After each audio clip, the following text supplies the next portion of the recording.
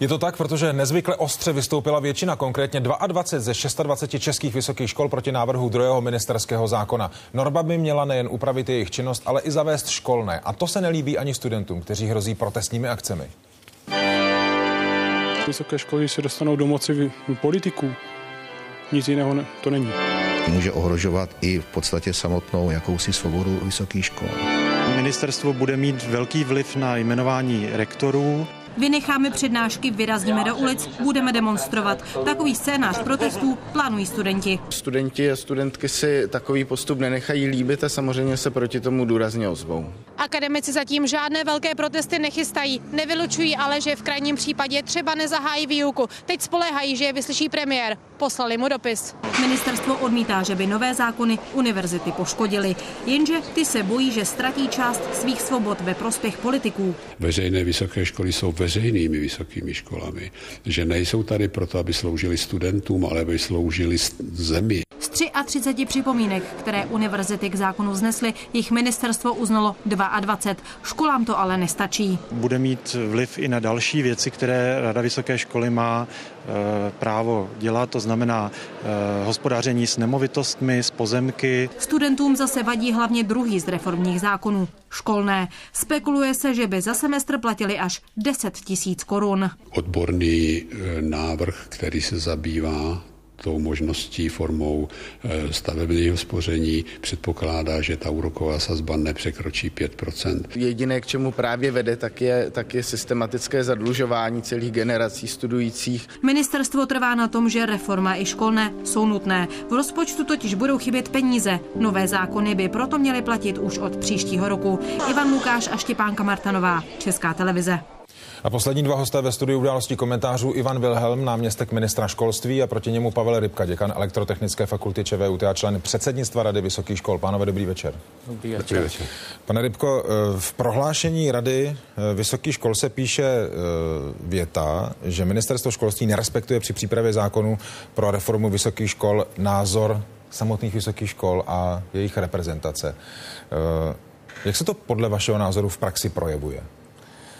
No tak já bych nejdřív upřesnil, není to názor Rady vysokých škol. V současné době Rada vysokých škol je v jakémsi meziobdobí před svým novým sformováním při novém funkčním období. Je to názor v současné chvíli předsedů akademických senátů, kteří tak trochu na chvíli převzali tu štafetu pomyslné reprezentace akademických obcí. No a my si to opravdu myslíme, my jsme poctivě spolupracovali zadarmo na vývoji těch nových norem. Spolupracovali jsme na celé té já jsem myslel, pane Rybko, že v připomínkovém řízení legislativním je to normální, že se přitom pracuje zadarmo. No tak ten tým, který připravoval ty dokumenty, měl ten pověstný individuální projekt národní, kde ten audit zjistil jistá pochybení a o tom to už bylo publikováno. Takže určitě ti experti byli tedy dobře zaplaceni. A ono nerespektování vašeho názoru ze strany ministerstva školství, tedy co to znamená? No tak bylo nám slíbeno, že ve vnějším připomínkovém řízení bude zařazena Rada vysokých škol jako připomínkové místo a slyšeli jsme, že věci, na kterých se s ministerským týmem nakonec neshodneme, budou vyznačeny jako rozpor v materiálu pro vládu a to se tak nestalo. Já si myslím, že v tom materiálu, abych byl pozitivní, došlo k mnoha posunům jaksi k lepšímu. Bohužel to ale většinou nebylo na odpověď na náš expertní názor, tedy toho vysokoškolského týmu. Bylo to v odpovědi na připomínky, které dali rezorty, které nám vlastně pomohly a jim zatím za to děkuju. To je rezort spravedlnosti, rezort vnitra a úřad zmocněnce pro lidská práva. Pane náměstku, tak vy ty argumenty bezesporu znáte, ale teď tady minimálně podle slov pana Rybky to vypadá, že ministerstvo školství prostě nerespektuje odborný či expertní názor zástupců akademické obce. Proč ne? Jsem z toho docela překvapen, protože já jsem na rozdíl od pana profesora u těch jednání byl, se mnou se ty věci vypořádávaly a jestliže ve vašem komentáři zaznělo, že z 33 připomínek bylo 22 zapracováno a jaksi přijato, akceptováno, tak to nebylo jenom tak, že bylo řečeno fajn, tak to my akceptujeme. To bylo zapracováno do textu toho věcného záměru zákona. Tam došlo ke změnám v tom textu, protože se pozměnilo nebo posunula ta věcný obsahová stránka toho záměru. Pan děkan, pane náměstku, teď před malou chvílí říkal, že bylo slíbeno při jednání, že věci, ty připomínky, na kterých se neshodnete, budou vyznačeny jako rozpor. Aby bylo jasné, že tam nepanuje shoda. Ty věci, to je zase, myslím, že trošku posunuto. Všechny ty věci, které byly, Česká konference řekla, ale teď jde zejména o Radu vysokých škol, byly zařazeny jako připomínkové místo, byly osloveny, dostali materiály a dostali termín, dokdy mají předložit tedy svoje připomínky. Oni to tak udělali. Všechny připomínky, které oni označili jako zásadní, tak byly vypořádávány, ale to neznamená, že všechny budou přijaty. Ty, které nebyly, to jako vysvětlení, je zase legislativní pravidla jednání u toho jsou v tom smyslu, že dodatečná připomínková místa nemohou být v rozporu. V rozporu mohou být jenom 2 ministři mezi sebou.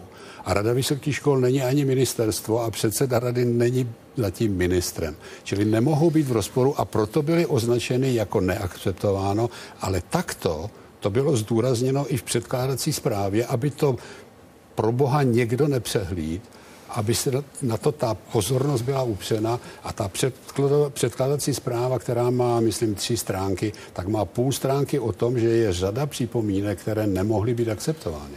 Pane děkane, tak vypadá to minimálně podle slov pana náměstka, že čistě procesní důvody zabránili tomu, aby minimálně těch 11 připomínek bylo vypořádáno kladně. Tak já si myslím, že jsme skoro až moc dlouho mluvili o těch procesních otázkách. Tady jsou daleko... To není podstata věci? Podstata věci není. My se nebudeme točit na nějakých ústních slibech. Prostě jsme se nechali ošálit, je to naše chyba. To, co je daleko podstatnější a o čem by se mělo mluvit, je, že tady byl další velmi významný a opakovaný slib, že zákon o finanční pomoci studentům půjde do legislativního procesu před zákonem o vysokých školách, aby předtím, než se vůbec začne mluvit o možnosti školného, ta podpora studentům byla jaksi už jasná a zajištěná. To se nestalo a do toho legislativního procesu to jde úplně obráceně a myslím si, že pokud jaksi budou nějaké bouře na vysokých školách, tak se budou týkat toho druhého zákona, kde ta příprava, tam to teda pan náměstek jaksi neměl v gesci, ta příprava byla opravdu vedena dosti pokoutním způsobem, nebylo to vůbec projednáno ani s rektory, ani s reprezentacemi vysokých škol, tím byl porušen zákon. A myslím si, že tohle je daleko důležitější, než že někdo nesplnil nějaký slib. To bych opravdu už o tom se nebavil. A jenom ve chvíli, kdy říkáte, pokud budou nějaké bouře na vysokých školách, to zní poměrně apokalypticky. Chystají se nějaké bouře na vysokých školách? Kvůli tomu, že byl předstřelen zákon o finanční pomoci studentům před ten druhý reformní zákon? Já si myslím, že v současné situaci zavedeli se školné na vysokých školách tím způsobem, který je navrhován, který považujeme za naprosto vadný, ať někteří z nás třeba školné podporují, tedy myslím z členů Rady vysokých škol. Ten způsob, který je navržen, to je způsob odloženého školného, který má všechny ty nevýhody, které tady není čas vyjmenovávat, tak vznikne prostě velký problém. V současné době například nám automaticky skončí přísun talentovaných studentů ze Slovenska. Proč by chodili studovat do Čech, když na svých školách mohou studovat bez školného? Pane náměstku, ty výhrady pana děkana Rybky znějí přece logicky. Nemělo by být nejdřív úplně jasno, jakým způsobem bude vypadat ta konstrukce školného, než se bude dít něco ostatního?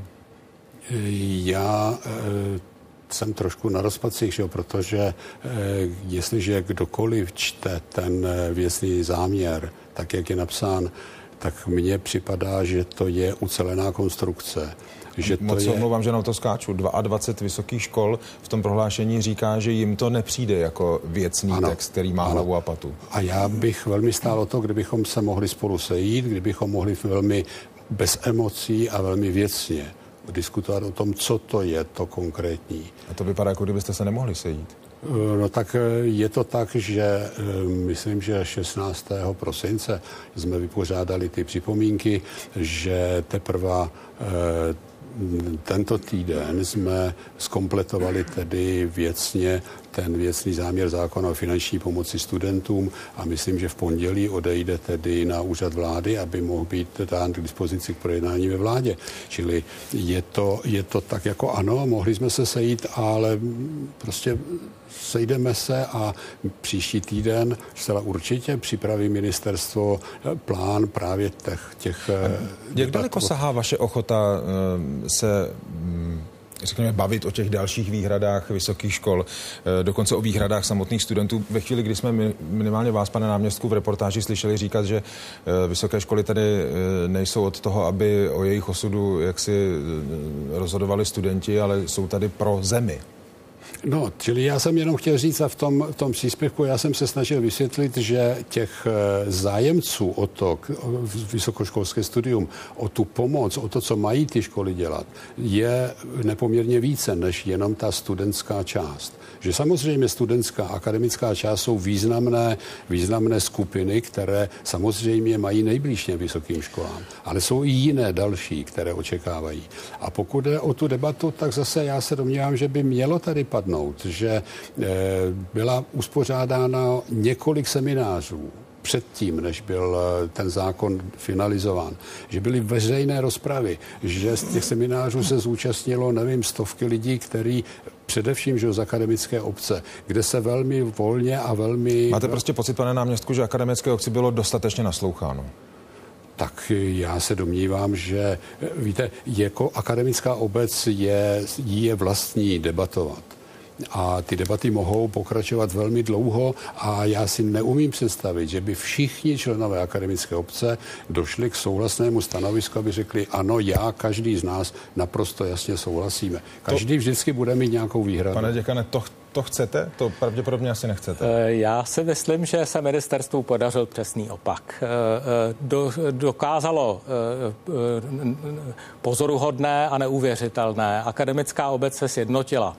Skutečně v akademické obci každý rektor, každý děkan, každý učitel a každý student mají obyčejně jiný názor. V tuto chvíli naprostá většina členů České konference rektorů, členů reprezentace vysokých škol, členů akademických senátů mají jednotný názor, protože ten způsob a forma a obsah toho, co nám to ministerstvo jaksi brutálně vnucuje, i těm třeba technickým školám, které tolik neuvažovaly o takových efemérních věcech, jako jsou akademické svobody, připomenuli, že přeci jenom to je to hlavní, na čem spočívá základ našich univerzit, našeho vzdělání. A přesto všechno, pane děkane, že jste, jak jste říkal, teď jako akademická obec spojení v jeden názor, abych tak řekl proti tomu, co chce ministerstvo školství, tak hodláte se dohodnout? Tak my už se dohadujeme zhruba 3 roky. My jsme velice pracně připomínkovali, troufnu si říct, desítky verzí různých dokumentů týkajících se nového vysokoškolského zákona, ale já bych se vrátil k tomu... Pane děkane, já se moc omlouvám. Budeme bez zesporu pokračovat zase jaksi v příštím vydání tohoto rozhovoru, protože evidentně to je věc, která ani zdaleka ještě nekončí. Tak oběma děkuji za návštěvu a za komentář. Naschledanou. Naschledanou.